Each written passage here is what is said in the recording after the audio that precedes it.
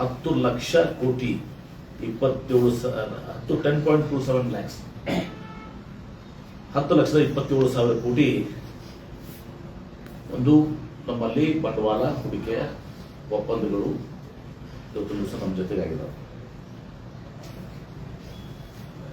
6 ಲಕ್ಷ ಜನರಿಗೆ ಉದ್ಯೋಗ ಸಿಗ್ತದೆ. ಅದರಲ್ಲಿ 75% ಇನ್ವೆಸ್ಟ್ಮೆಂಟ್. ಬಹಳ ಸಲ ನೀವು ನಮ್ಮ ಮಾಧ್ಯಮದಲ್ಲಿ ಎಲ್ಲ ಕಡೆನೂ ಕೂಡ ಕೇಳ್ತಾ ಇದ್ರಿ, ಬಿಯಾಂಡ್ ಬೆಂಗಳೂರು ಹೊರತುಪಡಿಸಿ 75%. ಅದರಲ್ಲಿ ಮತ್ತೆ ಆ 75% ಬಿಯಾಂಡ್ ಬೆಂಗಳೂರಿನಲ್ಲಿ 45% ಉತ್ತರ ಕರ್ನಾಟಕಕ್ಕೆ, ನಾರ್ತ್ ಕರ್ನಾಟಕ, ಹೈದರಾಬಾದ್ ಕರ್ನಾಟಕ, ಮುಂಬೈ ಕರ್ನಾಟಕ 45%. ಅಂದ್ರೆ ಪ್ರಪ್ರಥಮ ಬಾರಿಗೆ ಇವತ್ತು ದಿವಸ ಬಿಯಾಂಡ್ ಬೆಂಗಳೂರಿಗೂ ಕೂಡ ಒಂದು ಚಲನೆ ಸಿಕ್ಕಿದೆ, ಇವತ್ತು ದಿವಸ ಬೇಗ ಸಿಕ್ಕಿದೆ. ಮತ್ತು ಇದೆಲ್ಲವೂ ಕೂಡ ಇದು ಪ್ರಾರಂಭ. ನಾನು ಹೇಳ್ತೇನೆ, ನಾಳೆ ಮತ್ತೆ ನಾನು ಒಂದು ಕಂಪನಿ ಜೊತೆ, ಒಂದು ಕಂಪನಿ ಕ್ರೋನ್ಸ್ ಅಂತ ಹೇಳಿ ಕಂಪನಿ, ಈ ಬಾಟ್ಲಿಂಗ್ ಇದರಲ್ಲಿ ಬಹಳ ವರ್ಲ್ಡ್ ಲೀಡರು. ಯಾವುದೇ ಕೋಕೋ ಕೋಲಾ ಇರ್ಬೋದು, ಬೇರೆ ಯಾವುದೇ ಬಿಯರ್ಗಳು ಇರ್ಬೋದು, ಮತ್ತೊಂದು ವಿಸ್ಕಿ ಇರ್ಬೋದು, ಎಲ್ಲದಕ್ಕೂ ಕೂಡ ಬಾಟ್ಲಿಂಗ್ ಇದಕ್ಕೆ ಅವರು ವರ್ಲ್ಡ್ ಲೀಡರ್. ಮಷಿನ್ಸ್ ತಯಾರು ಮಾಡ್ತಾರೆ, ಪರ್ ಮಿನಿಟ್ 1 ಲಕ್ಷ, ಹಿಂಗೆ ಪರ್ ಅವರ್ 1 ಲಕ್ಷ ಕ್ರೋನ್ಸ್. ನಾಳೆ ಗುಬ್ಬಿ ಪೂಜೆ ಇದೆ. ಆಮೇಲೆ ಇನ್ನೊಂದು ಕಂಪನಿ ಗೊತ್ತಿದ್ದು ನಾಳೆ ಚರ್ಚೆ ಮಾಡ್ತಾ ಇದ್ದೀವಿ. ನಿನ್ನೆ ಬಿಟ್ಟು ಮೊನ್ನೆನೂ ಕೂಡ ಒಂದು ಕಂಪನಿ ಜೊತೆ ಚರ್ಚೆ ಮಾಡಿದ್ದೀವಿ. ಅಂದ್ರೆ ಇದು 10,27,000 ಕೋಟಿ ಬಿಟ್ಟು ಈಗ ಇದು ನಿರಂತರವಾಗಿ ನಡೀತದೆ. ನಾನು ಇಷ್ಟೇ ಹೇಳ್ತೀನಿ, ಇದು ನಾವು ಬಲವಾದಂತ ಅಡಿಪಾಯನ ಹಾಕಿದ್ದೀವಿ. ಮತ್ತು ಈಗ ಜಗತ್ತು ಬದಲಾವಣೆ ಆಗ್ತಾ ಇದೆ. ರೀಇಮ್ಯಾಜಿನಿಂಗ್ ಗ್ರೋತ್ ಅಂದ್ರೆ ಪ್ರಗತಿಯ ಮರುಕಲ್ಪನೆ.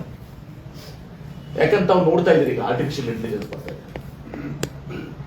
ಆರ್ಟಿಫಿಷಿಯಲ್ ಇಂಟೆಲಿಜೆನ್ಸ್ ಎಲ್ಲದರಲ್ಲೂ ಪಾತ್ರ ವಹಿಸ್ತದೆ.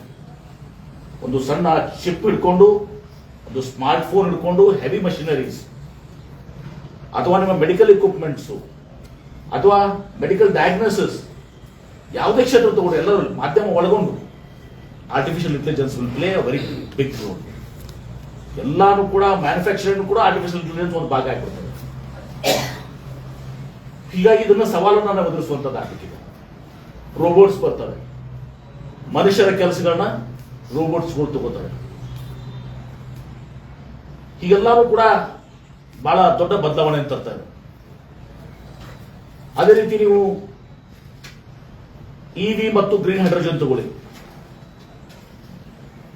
ಎಲ್ಲ ಡೀಸೆಲ್ ಕಾರ್ಸು, ನಾನು ಲಂಡನ್ಗೆ ಹೋಗಿದ್ದೆ, ಅಶೋಕ್ ಲೈಲ್ಯಾಂಡ್ ಕಂಪನಿ ಚೇರ್ಮನ್ ಜೊತೆ ಮಾತಾಡ್ತಿದ್ದೆ. ಅವ್ರು ನಾವು ಈಗ ಎಕ್ಸ್ಪಾನ್ಷನ್ ಮಾಡೋದು ಬಂದ್ ಮಾಡಿಬಿಟ್ಟಿದ್ವಿ. ಹೊಸ ಪ್ರಾಡಕ್ಟ್ ಕೂಡ ಇದ್ದನ್ನೇ ಮ್ಯಾನುಫ್ಯಾಕ್ಚರ್ ಮಾಡ್ಕೋತೀವಿ. ಇದು ಎಲ್ಲಿ ಇವತ್ತು ನಮಗೆ ಬಂದಾಗ್ತದೆ ಗೊತ್ತಿಲ್ಲ. ಯಾಕಂದ್ರೆ ಆಲ್ ಟ್ರಕ್ಸ್ ನಾಳೆ ಏನಿದಾವೆ ಅವನ್ನ ಹೈಡ್ರೋಜನ್ ಮೇಲೆ ಹೋಗ್ಬಿಡ್ತವೆ, ಅಥವಾ ಇವಿ ಮೇಲೆ ಹೋಗ್ಬಿಡ್ತವೆ. ನಮ್ದು ಹಳಿ ಡೀಸೆಲ್ ಇಂಜಿನ್ಸು ಮತ್ತು ಪೆಟ್ರೋಲ್ ಇಂಜಿನ್ಗಳು ಕಾರ್ಗಳಿಗೆ ಇವೆಲ್ಲ ಅಪ್ರಸ್ತುತ ಆಗ್ಬಿಡ್ತಾರೆ, ಡಿಸ್ಕಾರ್ಡ್ ಆಗ್ಬಿಡ್ತಾರೆ. ಬಹಳ ಹೈಬ್ರಿಡ್, ಕೆಲವೊಂದು ಪೆಟ್ರೋಲ್ ಸ್ಟಾರ್ಟ್ ಆಗೋದು, ಮುಂದೆ ಇವಿದಿಂದ ಕನೆಕ್ಟ್ ಆಗೋದು, ಈ ತರ ಹೈಬ್ರಿಡ್ ಸಿಸ್ಟಮ್ಸ್ ಉಳಿಬಹುದು. ಮತ್ತು ಇವೆಲ್ಲವೂ ಕೂಡ ಹೋಗ್ಬಿಡ್ತವೆ. ಅಂದ್ರೆ ಇಷ್ಟು ಜಗತ್ತಿನಲ್ಲಿ ಬದಲಾವಣೆ ಆಗ್ತಾ ಇದೆ. ಇವಿಸ್ ವಿಲ್ ರಿಪ್ಲೇಸ್ ಡೀಸೆಲ್ ಇಂಜಿನ್ಸ್ ಮತ್ತು ಪೆಟ್ರೋಲ್ ಇಂಜಿನ್. ಅದೇ ರೀತಿ ಈ ಕೋಲ್ ಏನು ನಿಮ್ಮ ವಿದ್ಯುತ್ ಸ್ಥಾವರಗಳು ನೋಡ್ತೀರಿ, ಉದಾಹರಣೆಗೆ ನಮ್ಮ ಕೂಡಿ ಅಂತ, ಇವೆಲ್ಲವೂ ಸೋಲಾರು, ಆಮೇಲೆ ಗ್ರೀನ್ ಹೈಡ್ರೋಜನ್, ಬೇರೆ ಬೇರೆ ಇದರಿಂದ ಸಹ ವಿಂಡು, ಮತ್ತು ಇದರಿಂದ ಇವತ್ತು ಇವೆಲ್ಲವೂ ಕೂಡ ಇದು ಆಗ್ತದೆ. ಇವು ಕೂಡ ಯಾಕಂದ್ರೆ ಜಗತ್ತು ಮ್ಯಾನುಫ್ಯಾಕ್ಚರಿಂಗ್ ಗ್ರೀನ್ ಇರಬೇಕು, ನೆಟ್ ಜೀರೋ ಅಂತೀವಿ ನಾವು, ಫಾಸಿಲ್ ಫ್ರೀ. ಅಂದ್ರೆ ಎಲ್ಲಾನು ಕೋಲ್ ಗೀಲ್ ಎಲ್ಲಾನು ರಿಪ್ಲೇಸ್ ಆಗಬೇಕು. ಮತ್ತೆ ನಮ್ಮ ಪುರಾತನ ಕಾಲದ ಹೇಗೆ ನಾವು ಈ ನಮ್ಮ ಪ್ಲಾನೆಟ್ ಅನ್ನ, ವಿಶ್ವವನ್ನು ನಾವು ಕಾಪಾಡಬೇಕು, ಭೂಮಿಯನ್ನು ಕಾಪಾಡಬೇಕು, ಆ ಇದಕ್ಕೆ ನಾವು ಹೋಗ್ತೀವಿ. ಎಲ್ಲವೂ ಹಸಿರಾಗಿರ್ಬೇಕು, ಮ್ಯಾನುಫ್ಯಾಕ್ಚರಿಂಗ್ ಹಸಿರಾಗಿರ್ಬೇಕು. ಅಂದ್ರೆ ಈ ಪೊಲ್ಯೂಷನ್ಸ್ಗೆ ಕಾರ್ಬನ್ ಫ್ರೀ ಇರಬೇಕು ಅನ್ನೋದನ್ನ ಇವತ್ತು ಜಗತ್ತು ಹೇಳ್ತದೆ. ಹಿಂಗೆ ಅಲ್ಲಿನೂ ಬಹಳಷ್ಟು ಡಿಸ್ಟರ್ಬ್ ಆಗ್ತದೆ. ಅದು ಹೊಸ ಬದಲಾವಣೆಯನ್ನು ಕಾಣ್ತೀವಿ ನಾವು, ಹೊಸ ಸವಾಲುಗಳನ್ನ, ಚಾಲೆಂಜಸ್, ನ್ಯೂ ಚಾಲೆಂಜಸ್. ಅದಕ್ಕೆ ನಾವು ಇದನ್ನ ಬಹಳ ಅರ್ಥಪೂರ್ಣವಾಗಿ ಮಾಡಿದ್ದೀವಿ. ನನಗೆ ಸಜ್ಜನ್ ಜಿಂದಾಲ್ ಅವರು ಹೇಳಿದ್ರು, 5 ನಾನು ಗ್ಲೋಬಲ್ ಇನ್ವೆಸ್ಟರ್ಸ್ ಮೀಟನ್ನ 4-5 ಗ್ಲೋಬಲ್ ಇನ್ವೆಸ್ಟರ್ಸ್ ಮೀಟನ್ನ ನಾನು ಅಟೆಂಡ್ ಆಗಿದ್ದೀನಿ. ದಿಸ್ ಇಸ್ ದ ಫೈನೆಸ್ಟ್ ಅಂತ ಮಾತನ್ನು ಹೇಳಿದ್ರು. ಇಷ್ಟು ಅರ್ಥಪೂರ್ಣ, ಇಷ್ಟು ಸಿಸ್ಟಮ್ಯಾಟಿಕಲಿ, ಇಷ್ಟು ಇದನ್ನೆಲ್ಲ ಒಳಗೊಂಡು ಇದ್ದು ನಾನು ಇಲ್ಲಿ ನೋಡಿದೆ. ಜಪಾನ್ ಮತ್ತು ಸೌತ್ ಕೊರಿಯಾದವ್ರನ್ನ, ಜನರನ್ನ ಸ್ಟೇಜ್ ಮೇಲೆ ನೋಡಿ ಗಾಬರಿ ಆದರು. ಇಷ್ಟೆಲ್ಲ ಚೆನ್ನಾಗಿ ಜಪಾನ್ಸ್ ಕೊರಿಯನ್ಸ್ ಇನ್ವೆಸ್ಟ್ಮೆಂಟ್ ಬರ್ತಾ ಇದ್ದಾರೆ. ನಾನು ಹೇಳಿದೆ 600 ಕಂಪನೀಸ್ ನಮ್ಮಲ್ಲಿ ಕರ್ನಾಟಕದಲ್ಲಿ ಜಪನೀಸ್ ಕಂಪನೀಸ್ ಅಂತ ಹೇಳಿ. ಅದರಿಂದ ಓಲ್ವೋ ಚೇರ್ CM ಮುಂದೆ ಇದ್ರು, ಈ ತರ ನಾನು ಈ ಕಾನ್ಫರೆನ್ಸ್ ಏನಿದೆ ಇವತ್ತಿನ ದಿವಸ ಜಗತ್ತಿಗೆ ಮಾಡಬೇಕಾಗಿದ್ದ ಕಾನ್ಫರೆನ್ಸ್ ಗ್ಲೋಬಲ್ ರಿಸೋರ್ಸ್ ಮೀಟ್ ಇಲ್ಲಿ ನೀವು ಮಾಡಿದ್ದೀರಿ.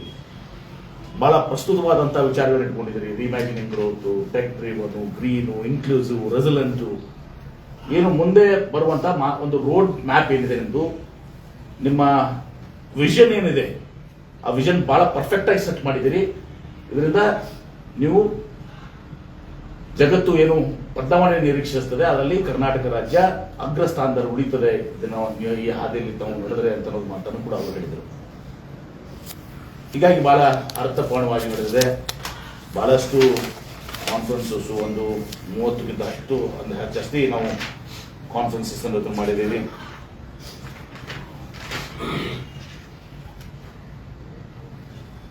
ಆಮೇಲೆ ಹೊಸ ಇಂಡಸ್ಟ್ರಿಯಲ್ ಪಾಲಿಸಿಯನ್ನು ನಾವು ಏನು ಮಾಡಿದ್ದೀವಿ. ಹೊಸ ಇಂಡಸ್ಟ್ರಿಯಲ್ ಪಾಲಿಸಿಯಲ್ಲಿ ಪ್ರೊಡಕ್ಷನ್ ಲಿಂಕ್ಸ್ ಇನ್ಸೆಂಟಿವ್ಸು, ಅಂದರೆ ನೀವು ಪ್ರೊಡಕ್ಷನ್ ಮೇಲೆ ನೀವು ಇನ್ಸೆಂಟಿವ್ ಕ್ಲೇಮ್ ಮಾಡ್ಬೋದು, ಅಥವಾ ಕ್ಯಾಪಿಟಲ್ ನಿಮ್ಮದು ಬಂಡವಾಳ ಮೇಲೆ ನೀವು ಇನ್ಸೆಂಟಿವ್ಸ್ ಕೇಳ್ಬೋದು. ಪ್ರಮುಖವಾಗಿ ಈಗ ಆರ್ಟಿಫಿಷಿಯಲ್ ಇಂಟೆಲಿಜೆನ್ಸ್ ಅದೆಲ್ಲನೂ ಕೂಡ ಈ ಜಾಬ್ಸ್ ಅನ್ನ ಡಿಸ್ಟರ್ಬ್ ಮಾಡೋದ್ರಿಂದ, ಅಂದ್ರೆ ಈ ಉದ್ಯೋಗವನ್ನ ಕಡಿಮೆ ಮಾಡೋದ್ರಿಂದ, ನಾವು ಉದ್ಯೋಗ ಯಾರು ಕೊಡ್ತಾರೆ, ಎಂಪ್ಲಾಯ್ಮೆಂಟ್ಗೆ ಇನ್ಸೆಂಟಿವ್ಸ್ ಕೊಡ್ತಾರೆ. ಎಂಪ್ಲಾಯ್ಮೆಂಟ್ಗೆ ಇನ್ಸೆಂಟಿವ್ಸ್ ಕೊಡ್ತಾ ಇದ್ದೀವಿ ನ್ಯೂ ಇಂಡಸ್ಟ್ರಿಯಲ್ ಪಾಲಿಸಿ. ಮಹಿಳಾ ಎಂಪ್ಲಾಯ್ಮೆಂಟ್ಗೆ ಅಡಿಷನಲ್ ಇನ್ಸೆಂಟಿವ್ ಕೊಡ್ತಾ ಇದ್ದೀವಿ. ಸೊ ಅದು ಅಲ್ಲದೆ ನಾವು ಈಗಾಗಲೇ ನಮ್ಮಲ್ಲಿ ಏನಾಗಿದೆ, ಬಿಯಾಂಡ್ ಬೆಂಗಳೂರು ಅರ್ಬನ್ಗೆ ಇನ್ಸೆಂಟಿವ್ ಇಲ್ಲ, ರಿಯಾಯಿತಿಗಳಿಲ್ಲ, ಕನ್ಸೆಷನ್ಸ್ ಇಲ್ಲ.